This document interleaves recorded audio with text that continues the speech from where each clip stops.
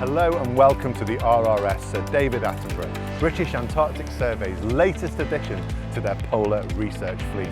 I'm Alan and I'm going to take you on a tour of the ship today. We're going to explore all the many different incredible features that this ship has to offer to oceanography. But first of all, I think we need to meet our captain, Captain Will Whatley.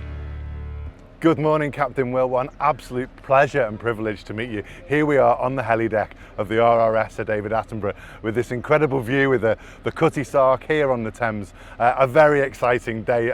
How does it feel for you today? This feels incredibly exciting. It's been a long time coming. I've been working on this project since we cut the first steel back in 2016, and I've been working towards this moment where she's ready to deploy to the Antarctic for the first time. And what an incredible ship. Tell us about the features. Tell us what makes the Sir David Attenborough so very special. So this is a first-of-class research vessel. There's nothing else like it in the world. She's packed full of really good features to help us do better marine science in the polar regions. We can take more scientists to sea for a longer period of time. We can do science in harsher weather conditions because we've got more power and more maneuverability. We've got a moon pool now, so we can deploy scientific equipment through the middle of the ship whilst there's ice all the way around the ship. All the equipment on board is designed to operate in temperatures down to -35. So she's just going to be a really capable platform for science in the polar regions. And we cannot wait to put her through her paces this coming season. And you've got a lot of crew on board. You've told us that there's more than ever. Can you tell us a little bit about their roles? What will they be doing on this voyage? Certainly. We've got around 30 marine crew. It's split into 3 departments, deck, engine and catering. So in the deck department, you've got the deck officers that drive the ship and keep navigational watches and drive the ship through the ice as well. And then you've got the deck crew who do all the maintenance on deck and all the cargo work and deployment of all the scientific equipment. You've got the engineering department who are very busy at the moment, doing all the final checks of their list, making sure they've got all the right spare parts and everything's ready to deploy, because we're going to be away from help and any external assistance for quite some time. And then you've got the catering department that keep all the accommodation clean and tidy and keep us all very well fed. I can see why there's so much to take. We've been seeing cranes lifting things onto the ship for the last few days from the shore. Tell us about some of the things you need to take. What's coming onto this vessel? So it's a wide variety of things, but there's all the cargo which needs to go to the 5 Antarctic research stations that we have. Everything that they need, we need to take to them.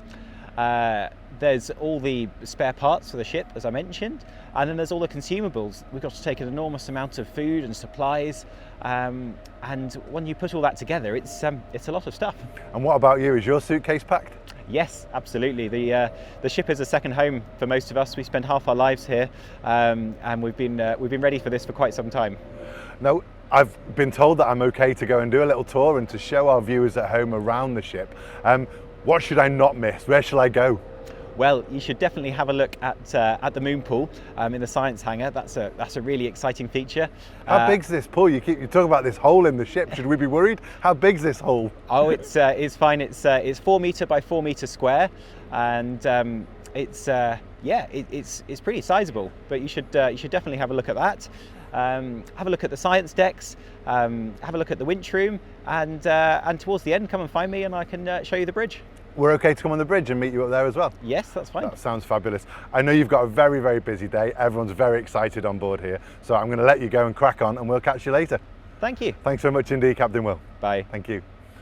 So it looks like we're ready to start our tour. We're going to let Captain Will crack on with his busy day on board the ship, and we're going to go and start this video tour so that you can explore the ship too.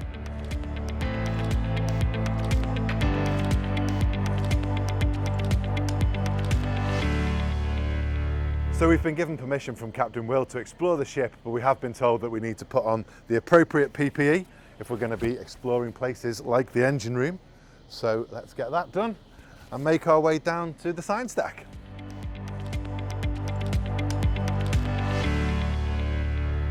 Wow, it really is more like a hotel than a science lab. It's incredible. The crew are so lucky. It's really beautiful on board. We can see the IT workshops and the data suites. And I think, if I'm not mistaken, this stairway takes us down to the science deck and the science hangar. And I think that's where we are now, if I'm not mistaken. Yes, this must be the science hangar that Captain Will was telling us about. I can see straight away we're in the right place. And look guys, this must be, yes, this is our moon pool that Captain Will was telling us about. He said there was a hole 4 meters by 4 meters square right through the middle of the ship. And that is certainly not something I was expecting to see today. A ship with a great big hole in it, and that is certainly very impressive. And I think over here, this must be Sophie. Sophie? Hi. I'm Alan. Nice to meet you. Nice to meet you. Hello. So, this is Sophie. She's one of the scientists on board, and you're happy to tell us a little bit about what's happening here in the science hangar. Absolutely. Amazing. Yeah, so this is a science hangar. This is the kind of dry but on-deck space where we can play with all of the instruments that are about to go over the side of the ship, or indeed through the moon pool.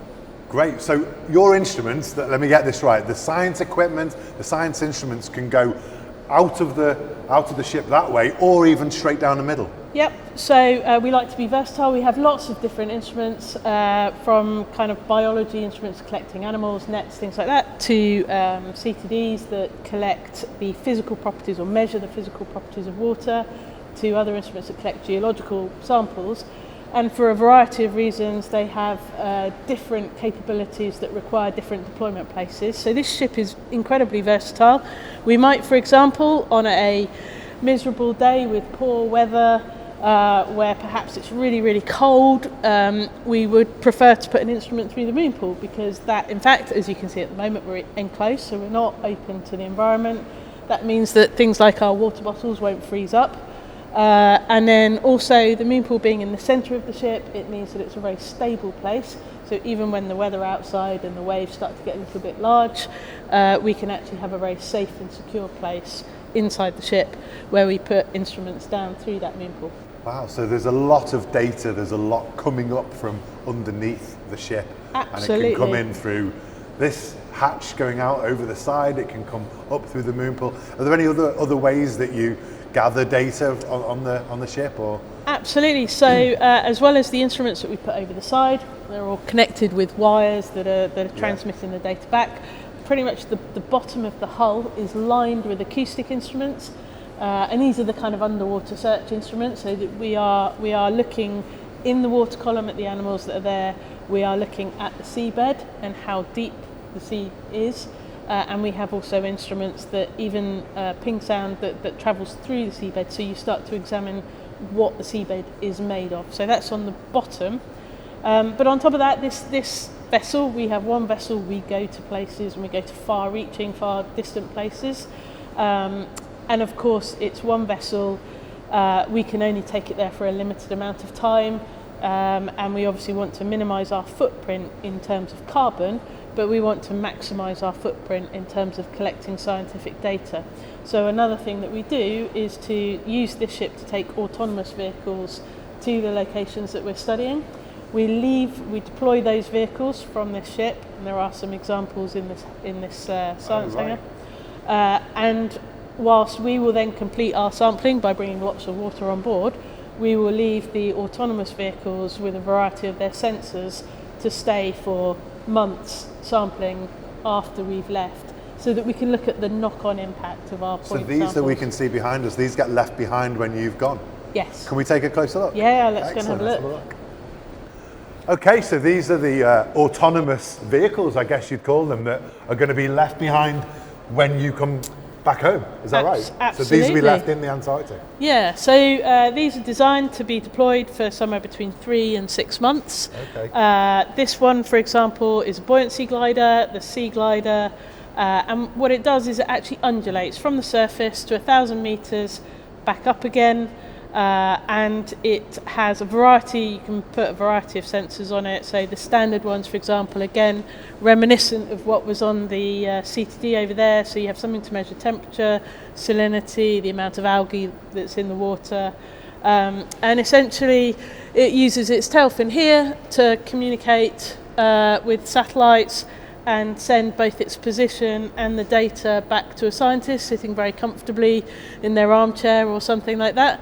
So they get that information, they decide perhaps that they want the vehicle to go somewhere else, and they'll send it somewhere else. So they can actually program it from back at base as well as just receive data too? Exactly that, yeah. So they can change their mind about where they want to go. You can be proactive about sending it somewhere. And one day someone goes back and retrieves it? That's the idea, absolutely. Amazing. Yeah.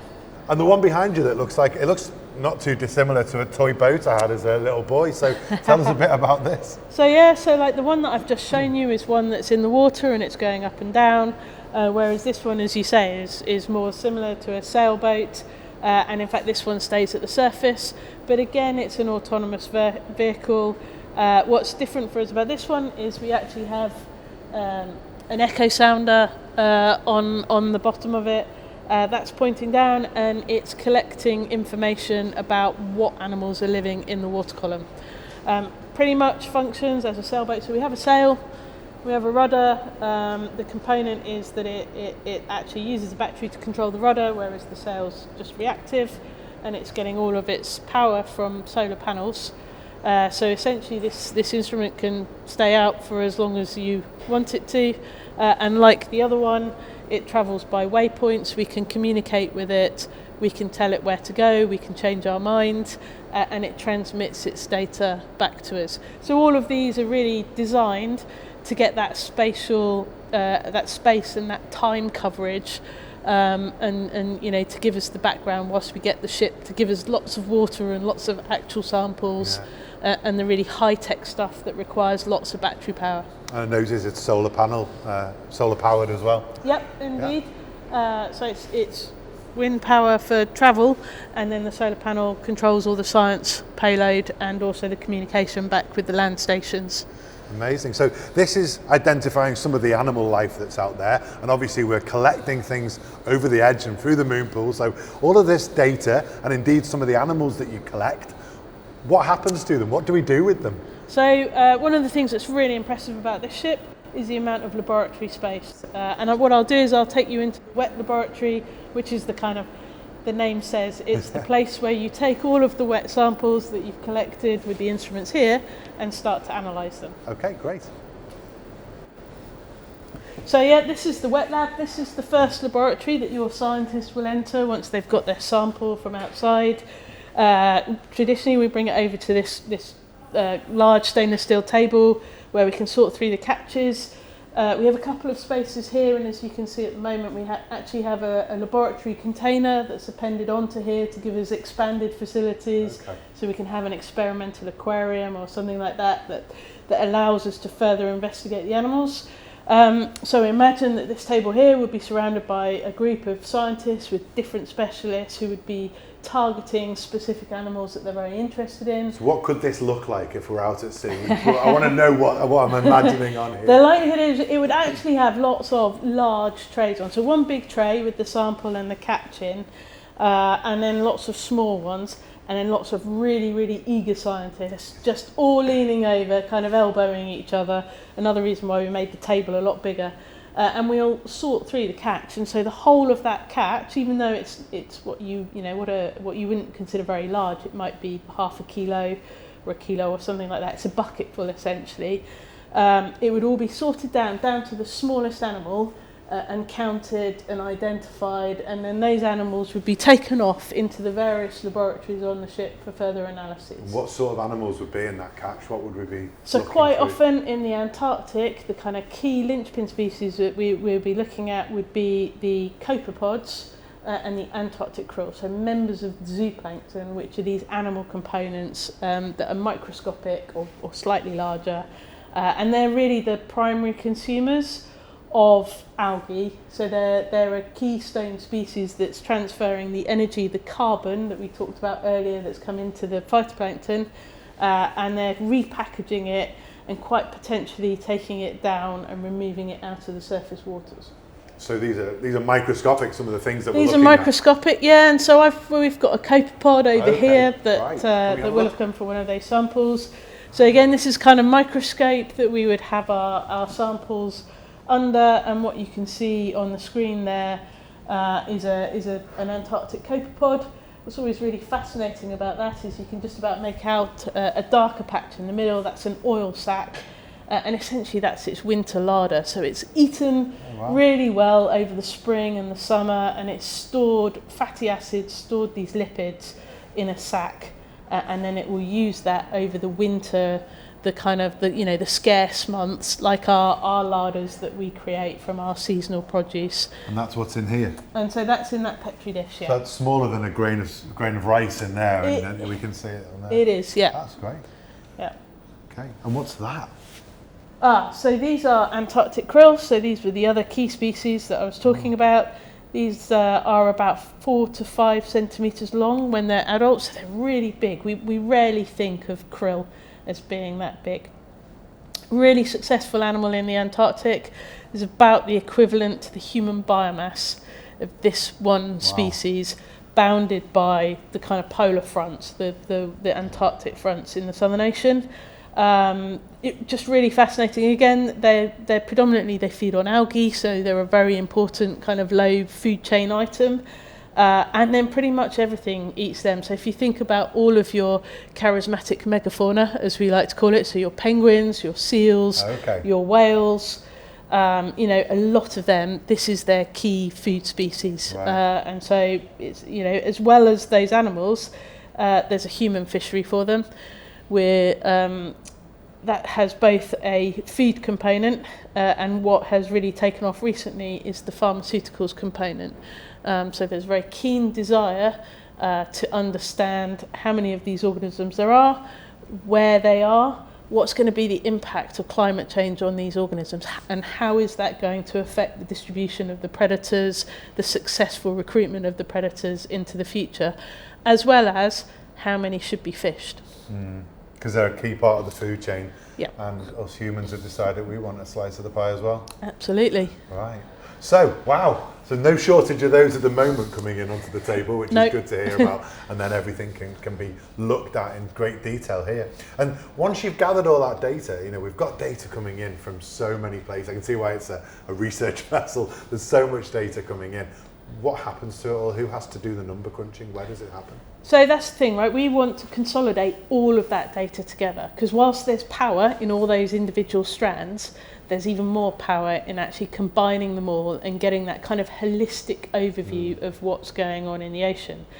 So we have a server room, we store all the data together there, and I think you could meet Joe, who'll take you through some of that. He'll be up in the data suite. And he should also be able to show you some of the visualization tools that we have that enables all of that data that's collected on the ship to be shown, so that the scientists can kind of take that step back, look at it, and then decide what their next sample should be, where their location should be, what they want to do next. That certainly sounds like the next part of our journey, I think. Excellent. Great. Is it back out the way we came? Let's go back out that way. I'll let you lead the way. Go up to the data suite. Thank you. So, if you come this way, we can go and have a chat with Joe. He's in our data suite, and he'll show you some of the visualization that we use and where that data will be stored. Superb. Well, listen, thanks so much for showing us around the science hangar here. It's been fascinating, and I'm sure everyone at home has enjoyed it too. Brilliant. Thanks a lot. Thanks, Sophie. Bye-bye. Bye. Bye. Oh, wow. That's a very heavy door indeed. This is one of the heavier doors on the boat. Wow. Okay, let's go on up and see if we can find Joseph. Hi Joseph. Hiya. Hi, I'm Alan. Sophie said you were happy to talk to us a little bit about what goes on up here. Oh, definitely, yeah. Fabulous, thanks. Nice to meet you. Yeah, nice to meet you too. Oh wow, okay. Across here is some of the data screens that we have in the data suite here. So as you can see, some visual representations of the data that we collect. So you've got like underwater cameras here and a webcam straight from the front of the ship. Wow. And all this data gets pumped into our little server room, and then we can put it on any of the screens around the ship so people can view it where they need to. And how are the screens all over the ship, are there? Yes, so yeah, even from your room, you can tune into the data and you can just view it from there. Really, from the cabin, so people can be in their cabin just catching up on what's exactly from webcams to temperature gauges and all sorts of things. Definitely, yeah. Amazing. Okay, wow.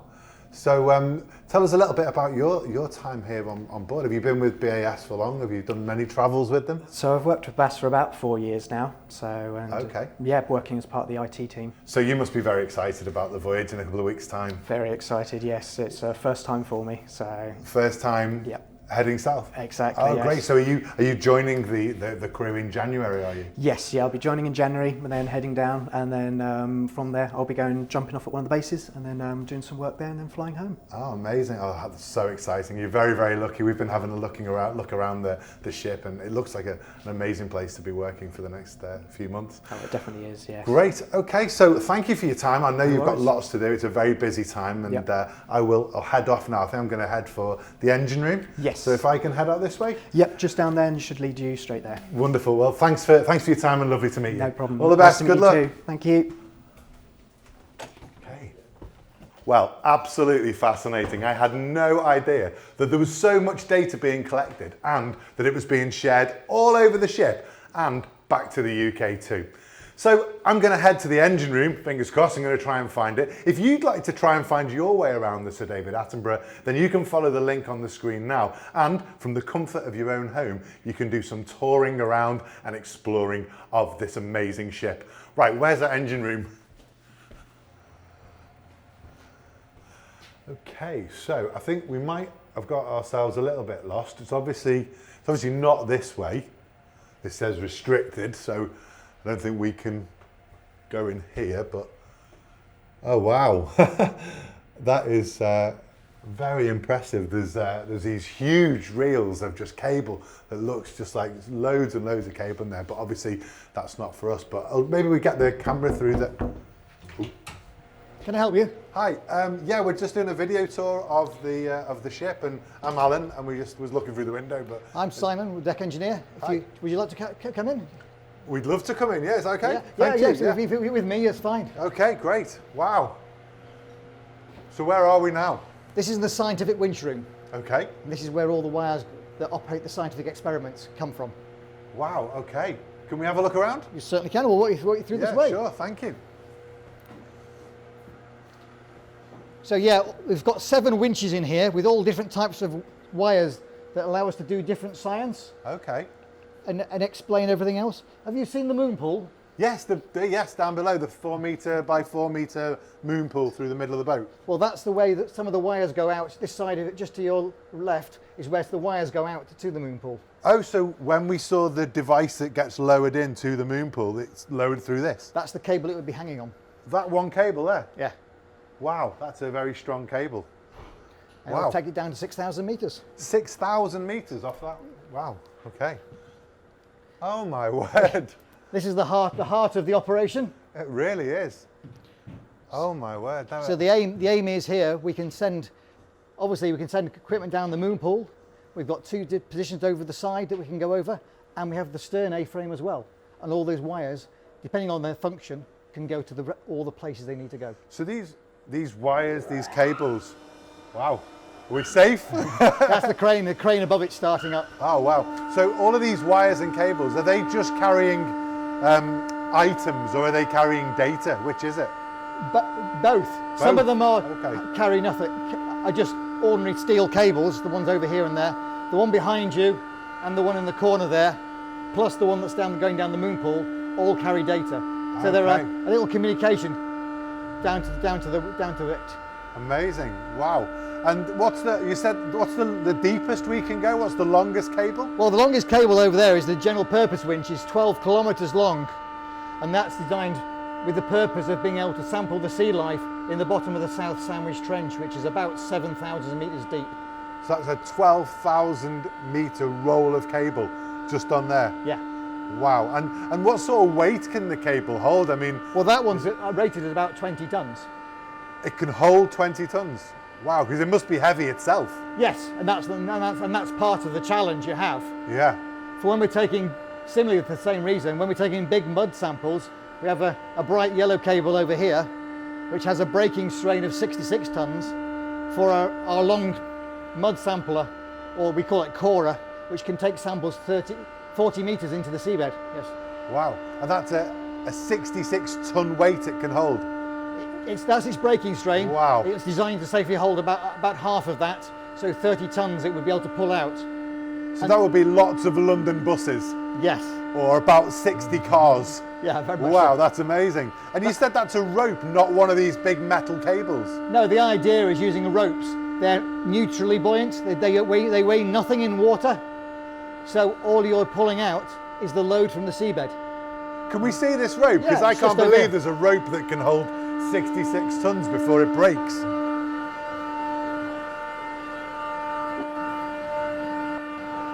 Oh, wow. Wow, it really is just a massive roll of rope, and this is some of the strongest rope or cable that's on board the vessel. For its size, yes, it's 28 millimetres diameter and weighs practically nothing in water, but yeah. So it's very, very light. It's less than 3 centimetres in diameter across, and it could hold up to over 60 tons before it breaks. Yeah. Amazing. We've tested it to 35 tonnes. Have you? Yeah. And no damage, no problem? No damage, no problems. Wow. So tell us a little bit about your role on board. What's it going to be like for you when you're away at sea? Well, my job is to support the scientists, but effectively all the machinery outside the engine room is mine. The cranes, some of the boats, all the winches and that, and I work with the scientists as a sort of a person in the middle between the ship and the scientists to ensure they get the data they want. So these scientists have spent maybe years of their career preparing something that's going to go over the side of a boat, and it's your responsibility to get it back. That's the hope, with the data. No pressure. Sometimes the data is more valuable than the instrument. Yeah, so if that's gone 17,000 metres down and has picked up a piece of mud that's going to give us an insight into something amazing in the world of oceanography, it's got to come back, right? Very much so. Wow, no pressure at all. No pressure at How all. long have you been with Bass? Nearly 30 years. So you know what you're doing. Yeah. They're in safe hands. Hopefully. And I've been building the ship from the very bottom up. So do these scientists liaise with you? Do they talk to you about what they want to do and how they want it to go over and down? The tools are fairly generic in some respects between different research ships, so they can do the different things around the world. But yes, very much so. Communication is the key to everything. Absolutely. Is it just you, or do you have a team? No, well, the engineering-wise, there's a scientific bosun who works with the deck crew very closely to help them understand what we're trying to achieve, because obviously people come, and obviously the chief officer and the captain and the chief engineer are all closely involved in the common goal of getting the job done. Fabulous. Are you looking forward to the maiden voyage? Very much so. It's been a long time coming. Oh, you must be so excited. We're very jealous. And this is such an amazing environment to have as your office. Very much so. Right, I'll let you lead the way out, because okay. I don't want to trip over anything. Yeah, just watch your feet. That's the only hazard with the place. Hence the reason we don't let people in so much. Were you a part of designing this space as well? I mean, when it was... I was involved very closely in with what we're doing, yes. Because obviously it's been very carefully put together. Everything is just slotted in the right place. Yeah, I talked with the scientists and what we tried to do, and there was some compromises as always in what we did. Hence that wire there effectively replaces 2 wires on different shapes. So we had to come up with different ideas because of the way we've built the ship and where the equipment is. A lot of science research ships have the winches very low down. Right. Well, because of the cargo capacity on here, that's cargo here, so we had to put the winches higher up, and so had challenges. And of course with the moon pool, that's got to be from quite high up, because that comes right through the middle of the ship. Yeah. Amazing. Simon, thank you so much for your time and letting us in here. That's been incredible. Shall I head back this way? You can do, yeah. Thank you very much.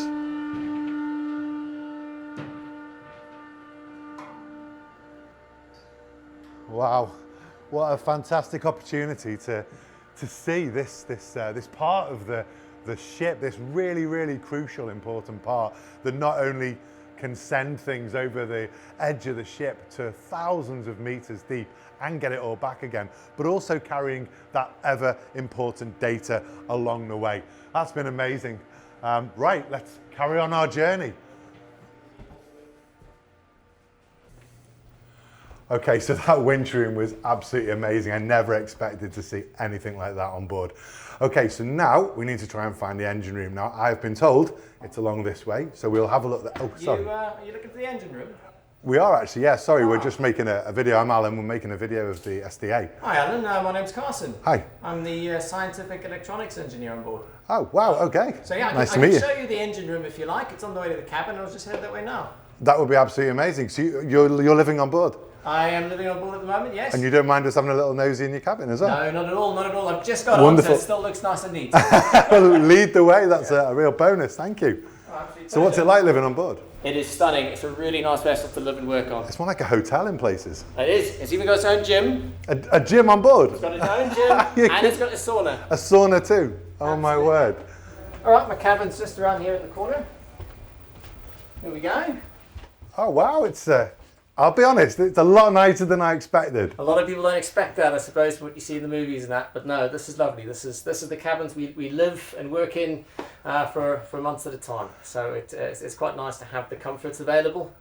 Okay, so give us a tour. Do the looking through the keyhole thing. Tell us what have we got on board here. Well, it's very comfortable, which is the main thing, because you do spend a lot of months and weeks away from your family. So it's nice to have the creature comforts.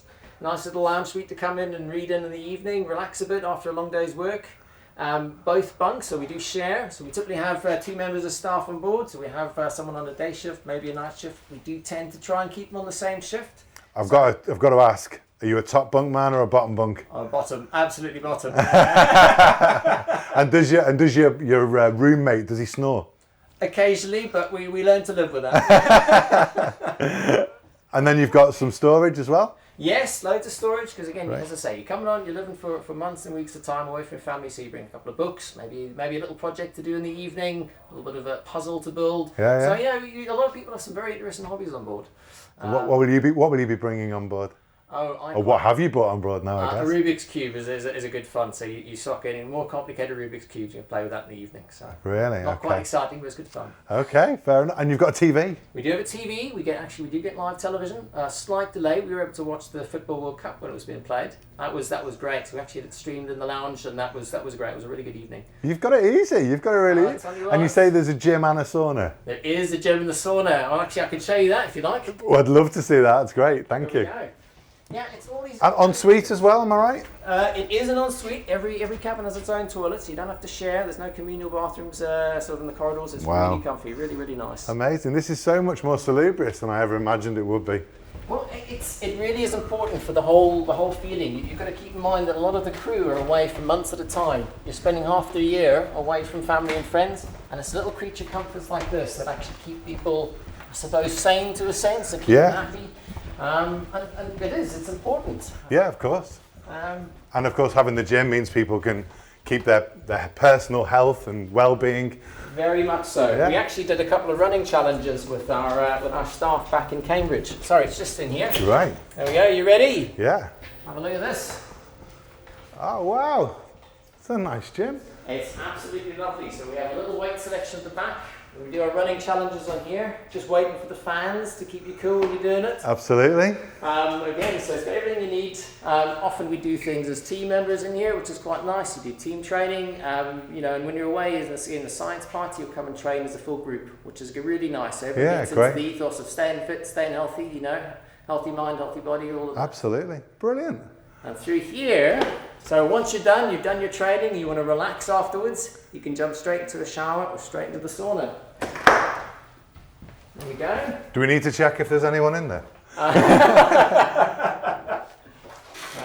we go. So sauna in through here. Ooh, kind of on. Look at this. Wow. How's that? Do you know what? I'm going to even relax and take my hard hat off. Why not? This is great. So this is your sauna.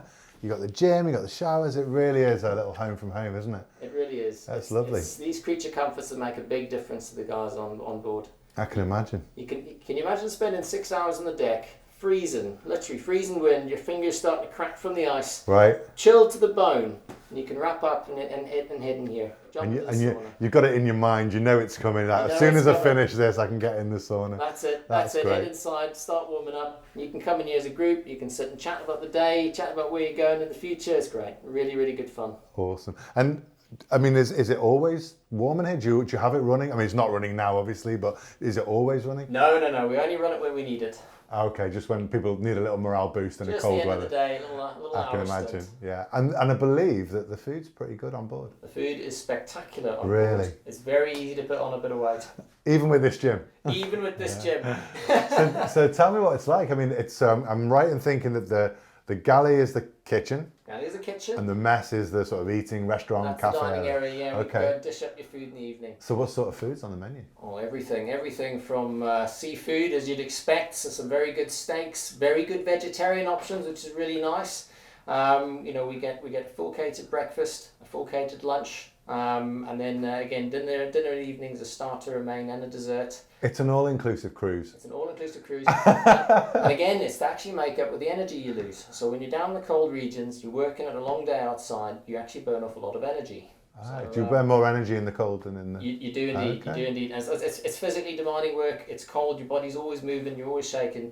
Having good food makes a big difference. Not just to your health, but also the general ship's morale, which is great. You got some good chefs? Unbelievable. Top-notch chefs. As I say, every time I've gone on, I've put on weight. Wow. Well, you need to get yourself back in that gym. And I'm going to head off to the engine room now. So that is down the way we were walking? Go down the way, turn the left, and down the stairs. Wonderful. Thank you so much for your time. It's been an absolute pleasure to meet you. And I just wish you all the very best for your voyage. It's ahead.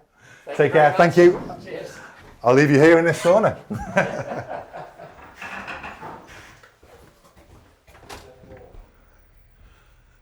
Okay, so Carson said it was just down the stairs to the engine room.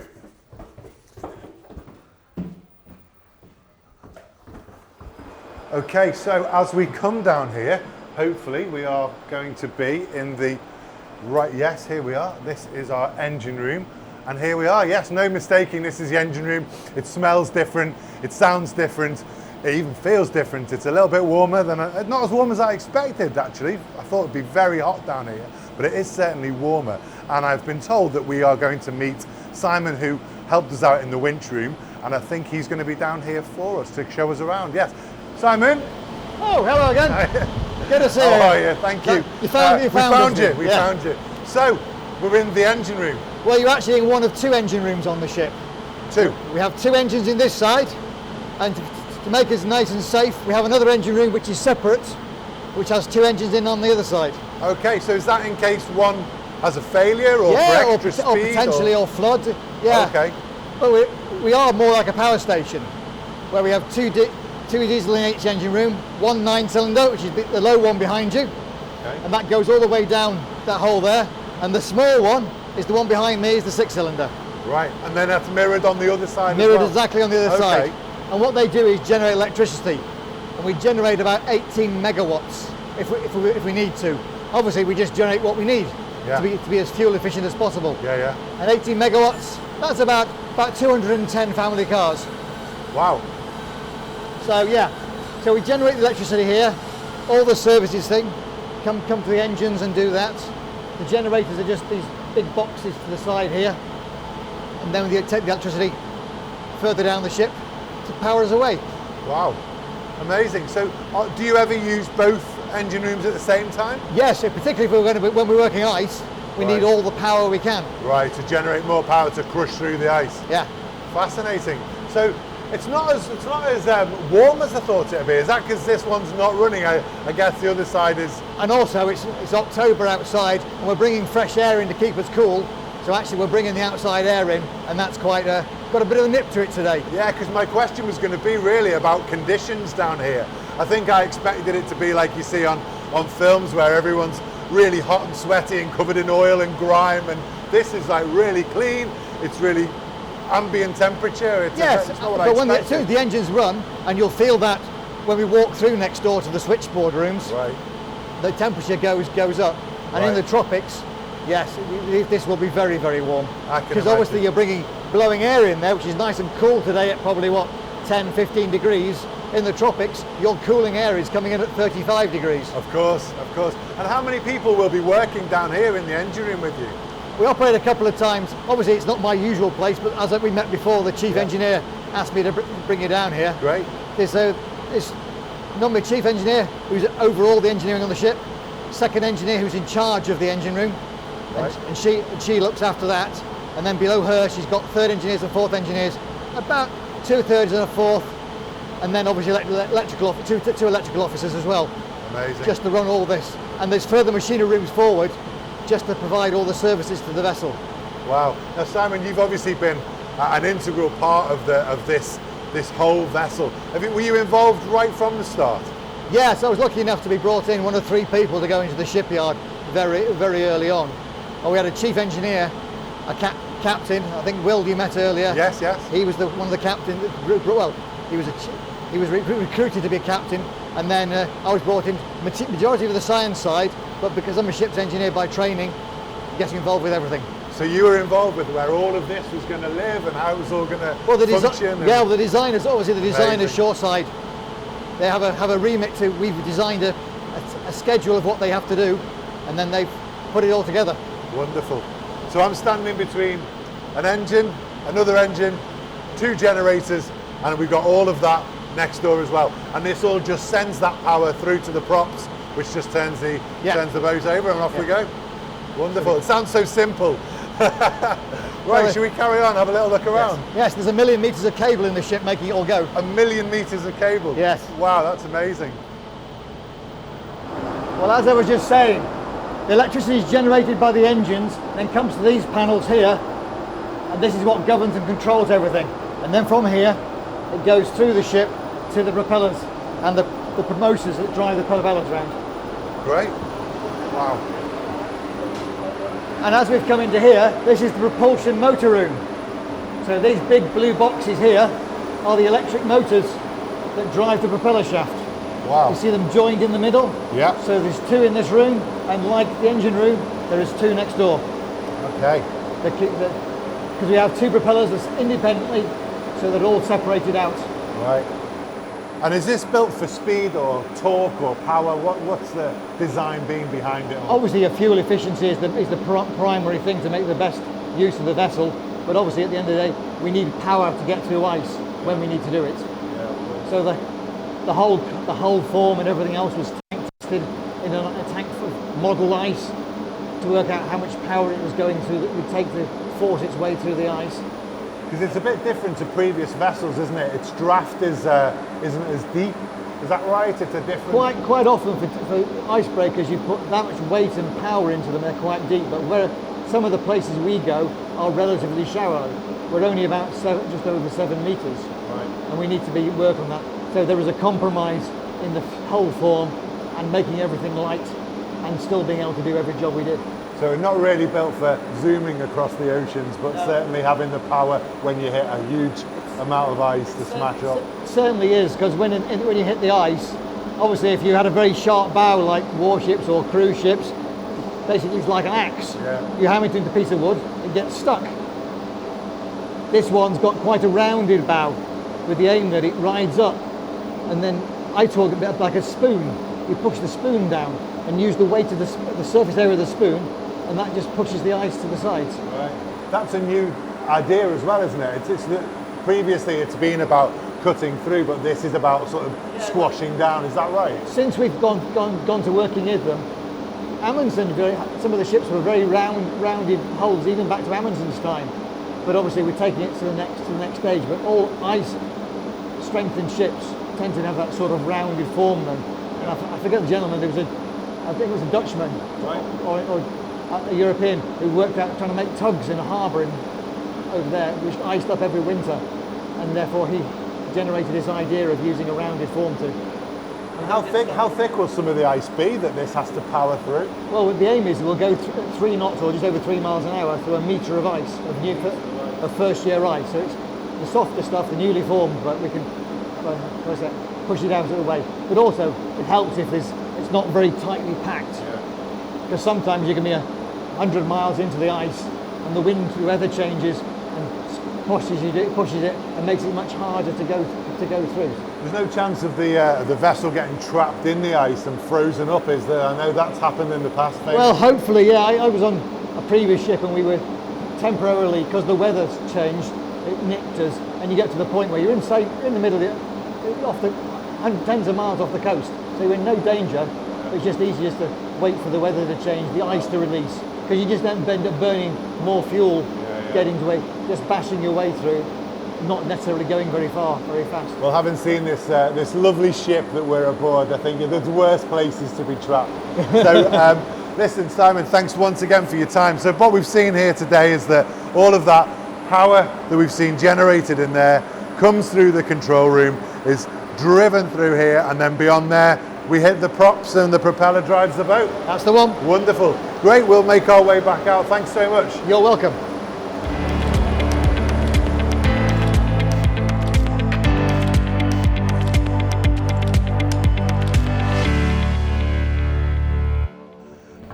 Well, there we go. We found the engine room. Oh, it's quite warm.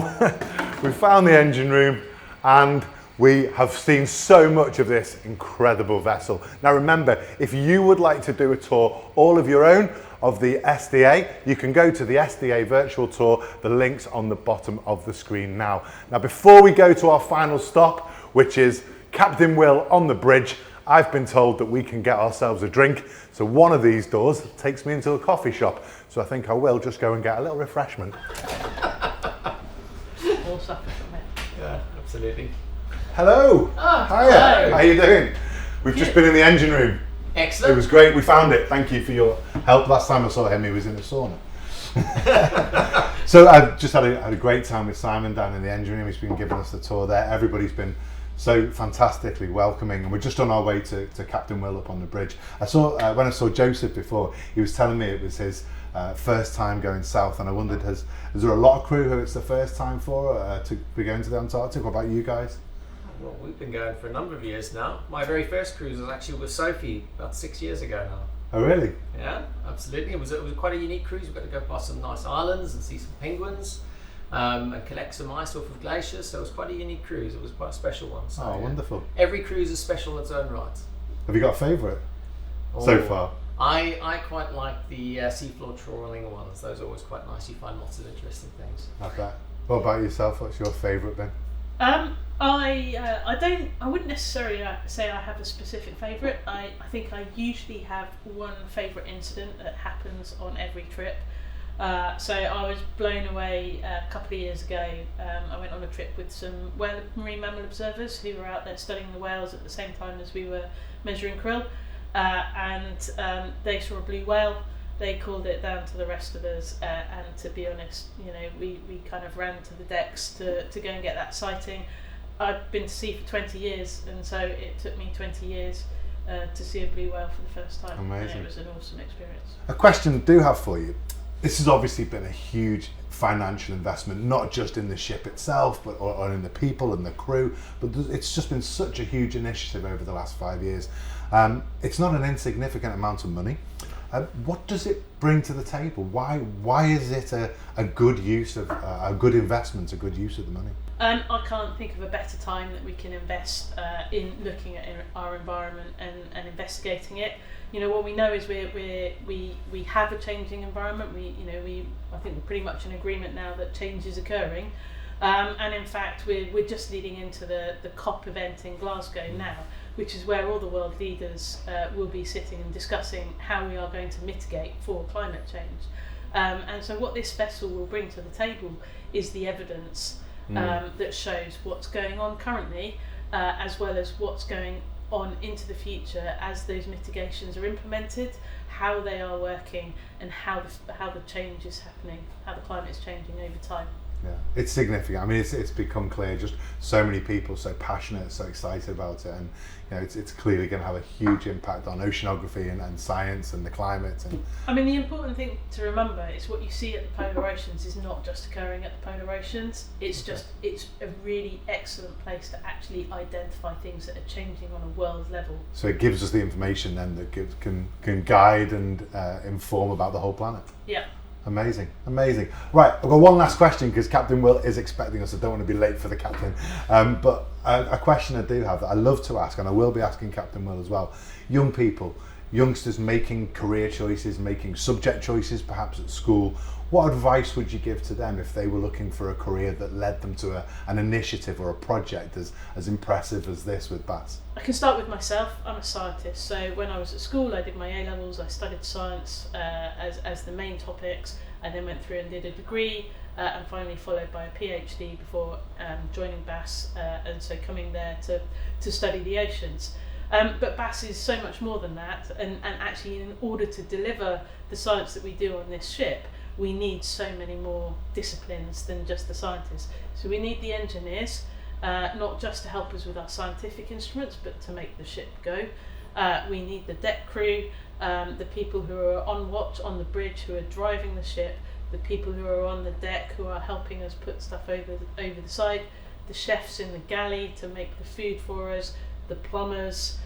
So you know there are a multitude of trades that you can do, and so whether or not you do those in school or through an apprenticeship, there are many skills that can be applied on this vessel as well as on the stations that BAS operates. And I think that's the key message. Everybody has a role to play in saving the environment, saving the planet. So it doesn't matter what you do as long as you're working towards that. Absolutely. Well, I think that's a great point to finish on. That not everyone can do everything, but everyone can do something, and then we've got an insight into what you guys are doing, and that's really powerful. So thanks so much for your time. I am going to head off to the bridge now, so I'll leave you to enjoy your coffee. It's probably cold now, and apologies for taking up even more of your time, but thanks very much. I'll see you later. Thank you very much. Thanks, bye-bye. Bye.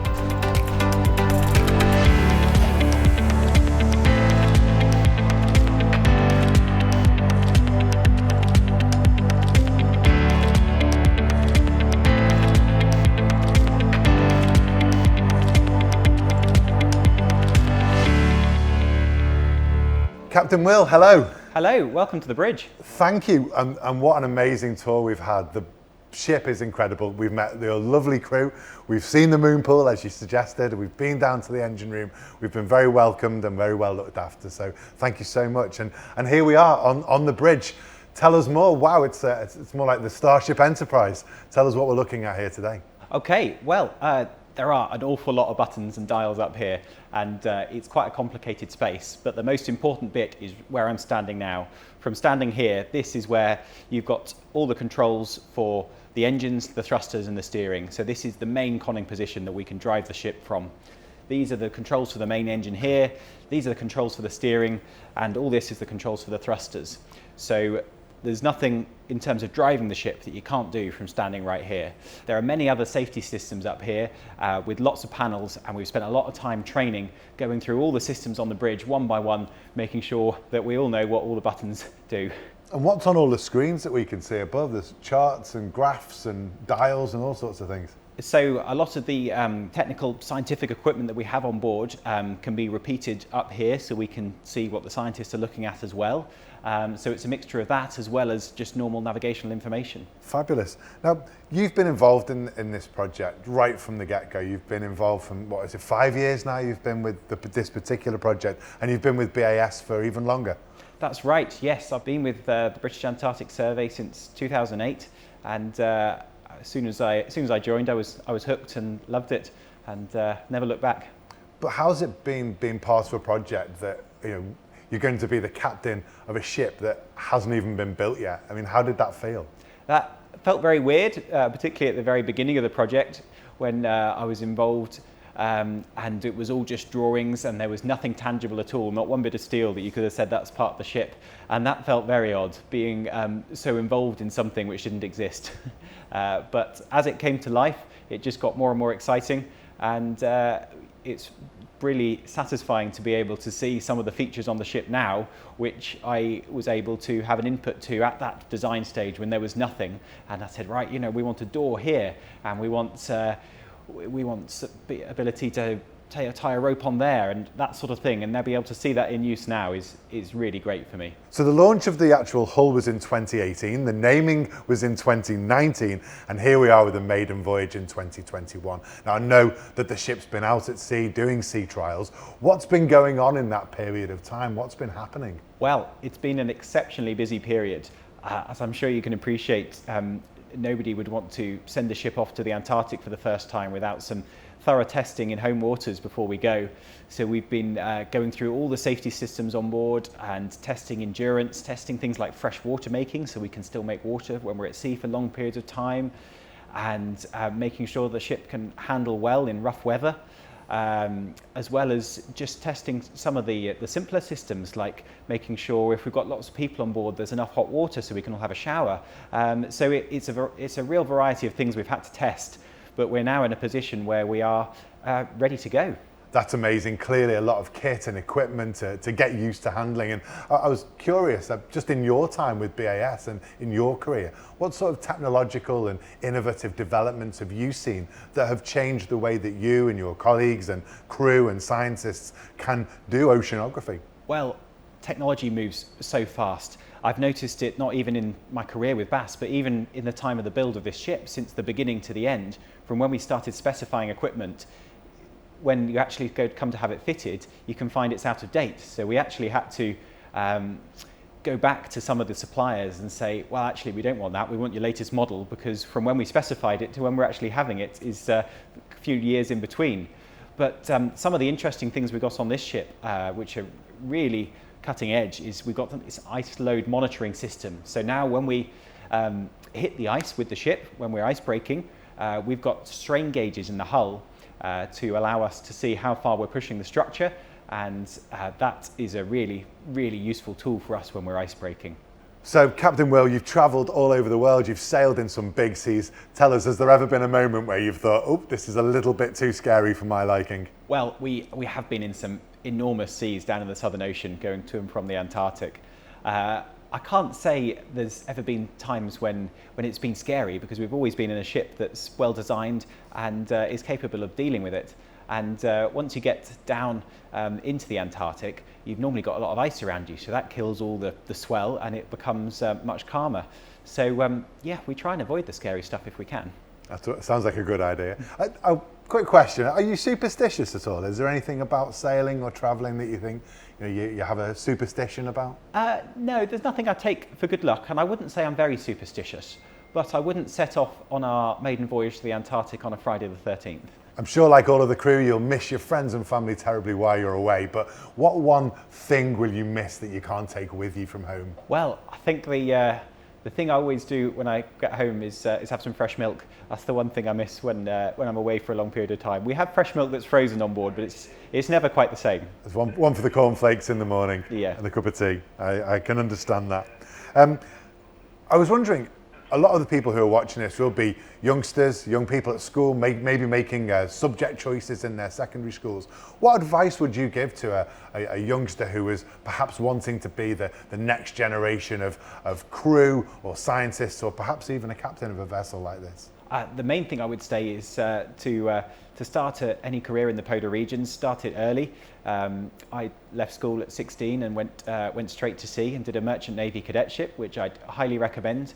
But there are many other routes to working in the Antarctic.